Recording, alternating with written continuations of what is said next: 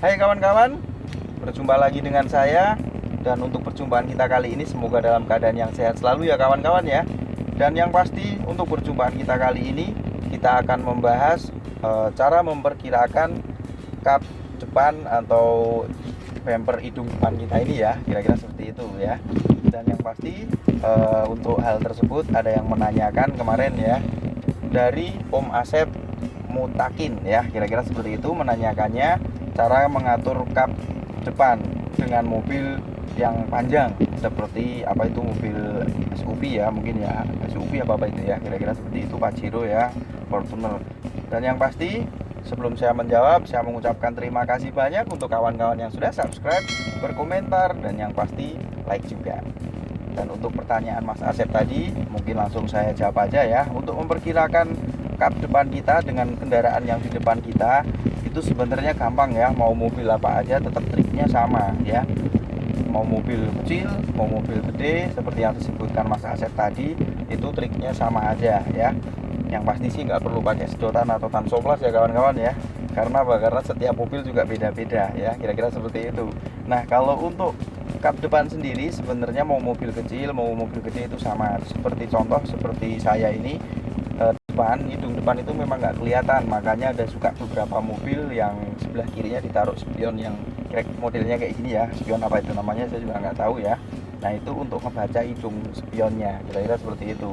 Nah, kalau untuk posisi depan itu memperkirakan. Nah, memperkirakan itu memang dari diri kita sendiri ya kawan-kawan ya. Karena apa? Karena nanti mobil yang akan dipegang pasti berbeda dengan kondisi mobil yang pada saat itu buat latihan. Seperti contoh sekarang, mobil yang saya pakai sama teman-teman yang di rumah itu pasti beda mobilnya ya.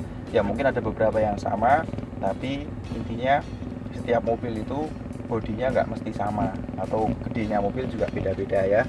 Seperti saya mungkin mobilnya lebih kecil, atau teman-teman di rumah mobilnya lebih kecil lagi, juga saya juga nggak tahu ya. Tapi intinya untuk hidung depan bumper mobil kita ini dengan kendaraan depan, yang namanya memperkirakan jaga jarak itu adalah memperkirakan dari diri kita sendiri, bukan karena meteran dan sebagainya ya kawan-kawan ya. Nah, untuk kap depan sendiri itu sebenarnya memang kira-kira, kalau memang kita nggak berani deket-deket ya udah nggak usah terlalu deket. Kayak saya ini juga jauh nggak masalah ya, maksudnya nggak terlalu dekat dengan kendaraan depan karena saya ngerasa nggak berani.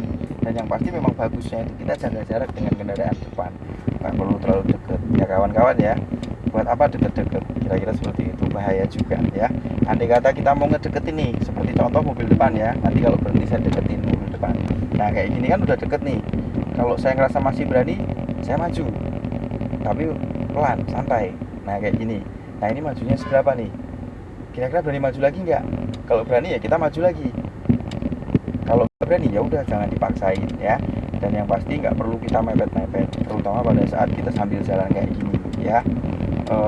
Apalagi memang kita tahapnya baru pemula ya, itu nggak perlu mepet-mepet. Yang nggak pemula aja sebenarnya nggak dianjurkan untuk mepet-mepet ya kawan-kawan ya. Kayaknya seperti ini, saya rasa masih berani maju ya, saya majuin.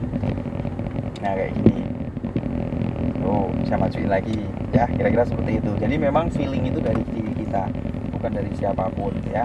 Dan itu memerlukan jam terbang ya, kira-kira seperti itu. Oke, dan yang pasti terima kasih banyak untuk teman-teman yang sudah nonton sampai selesai. Sampai jumpa lagi di pertemuan berikutnya dengan video yang lainnya. Dan yang pasti dalam keadaan yang sehat selalu dan sukses selalu. Terima kasih.